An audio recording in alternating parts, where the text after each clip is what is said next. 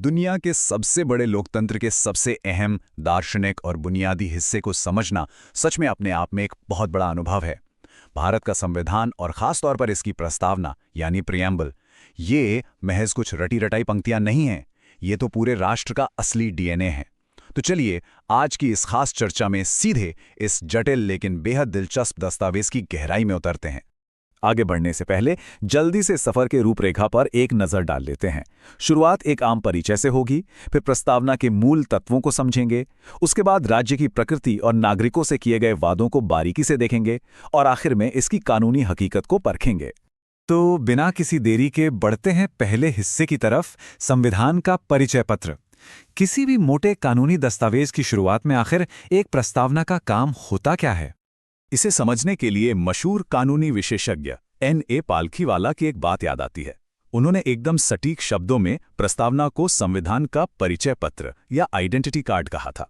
बिल्कुल वैसे ही जैसे किसी मोटी किताब का इंडेक्स उसका पूरा सार बता देता है, ठीक वैसे ही ये प्रस्तावना भारतीय संविधान की आत्मा और उसका फाइनल समरी है। अब आते हैं दूसरे हिस्से पर, यानी इस प्रस्तावना के मूल तत्व। आखिर ये परिचय पत्र किन खास चीजों से मिलकर बना है? अगर इसके बुनियादी ढांचे को ध्यान से देखा जाए तो ये पूरी तरह से 4 मुख्य स्तंभों पर टिका है। पहला, अधिकार का स्रोत, जो सीधे तौर पर हम भारत के लोग यानी जनता में निहित है। दूसरा, भारतीय राज्य की प्रकृति। तीसरा, संविधान के उद्देश्य, जिसमें न्याय और स्वतंत्रता जैसे आदर्श शामिल हैं। और चौथा, इसे अपनाने की वो सटीक तारीख 26 नवंबर 1949। और यहां से हम तीसरे और थोड़े भारी हिस्से की तरफ बढ़ते हैं, राज्य की प्रकृति। आखिर भारतीय राज्य का सटीक स्वरूप कैसा है? संविधान बनाने वालों ने इसे 5 बेहद विशाल शब्दों में बांधा है। इनमें सबसे पहला शब्द है संप्रभु, यानी सॉवरेन। आम बोलचाल में इसका मतलब क्या है? सीधी सी बात है कि भारत अपने फैसले खुद लेता है, चाहे वो देश के भीतर के हों या अंतर्राष्ट्रीय। किसी भी बाहरी ताकत का भारत सरकार पर कोई हुक्म या दबाव नहीं चल सकता।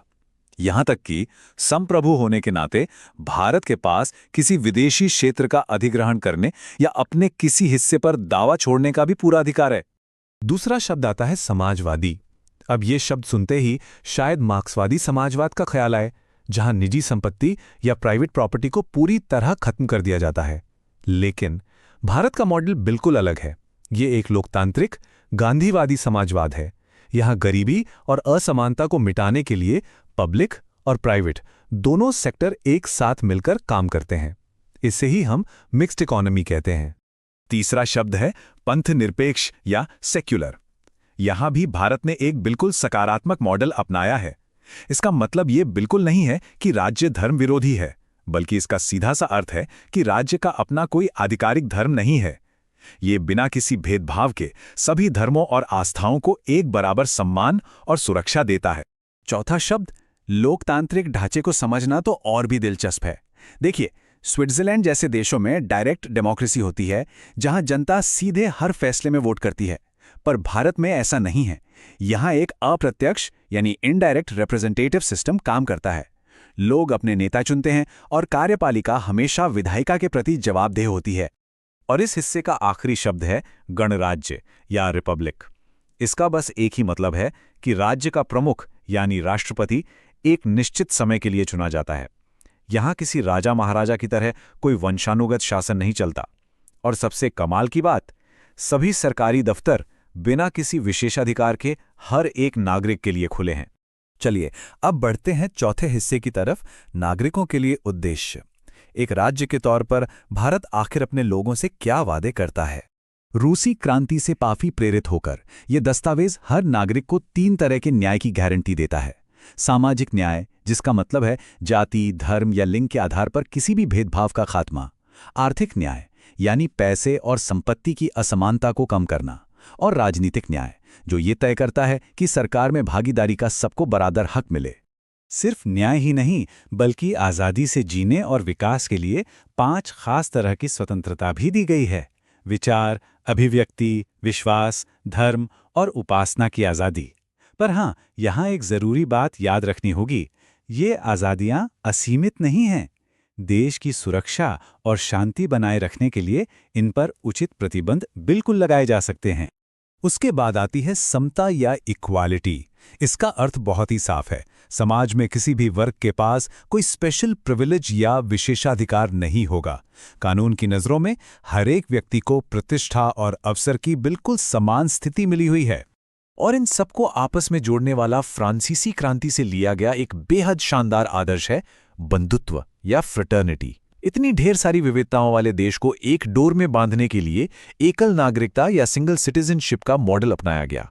ये वही भाईचारे की भावना है जो एक व्यक्ति के सम्मान और राष्ट्र की अखंडता दोनों को एक साथ लेकर चलती है। और अब आते हैं पांचवें और आखिरी हिस्से पर, इसकी कानूनी स्थिति और संशोधन। क्या इतने बड़े बड़े आदर्शों वाला ये परिचय पत्र कानूनी रूप से सच में बाध्यकारी है? देखा जाए तो इसका कानूनी सफर किसी दिलचस्प कहानी से कम नहीं रहा। शुरुआत में 1960 के बेरूबारी मामले में सुप्रीम कोर्ट ने साफ कह दिया था कि प्रस्तावना संविधान का हिस्सा है ही नहीं। लेकिन फिर आया 1973 का साल। ऐतिहासिक केशवानंद भारती मामले में अदालत ने अपना ही पिछला फैसला पलट दिया और ये घोषणा की कि प्रस्तावना दरअसल संविधान का एक अभिन्न और आंतरिक हिस्सा है। अब क्योंकि 1973 में इसे संविधान का हिस्सा मान ही लिया गया था, तो अनुच्छेद 368 के तहत इसमें कानूनी रूप से बदलाव भी किया जा सकता था। बस इसी वजह से 1976 में 42वां संशोधन हुआ, जो कि प्रस्तावना में हुआ आज तक का अकेला संशोधन है। इसके जरिए 3 बेहद अहम शब्द जोड़े गए थे: समाजवादी, पंथनिरपेक्ष और अखंडता। तो 1946 में पंडित नेहरू के उद्देश्य प्रस्ताव से शुरू हुआ ये सफर आज इस विशाल संवैधानिक ढांचे के रूप में हमारे सामने खड़ा है। संविधान बनाने वालों ने न्याय, स्वतंत्रता, समता और बंधुत्व के जो इतने गहरे सपने देखे थे, क्या आज के इस आधुनिक गणराज्य में जमीनी हकीकत पर वो पूरी तरह सच हो पाए हैं? ये एक ऐसा सवाल है जिस पर हर एक नागरिक को जरूर विचार करना चाहिए। आज की इस चर्चा में साथ जुड़ने के लिए बहुत बहुत धन्यवाद।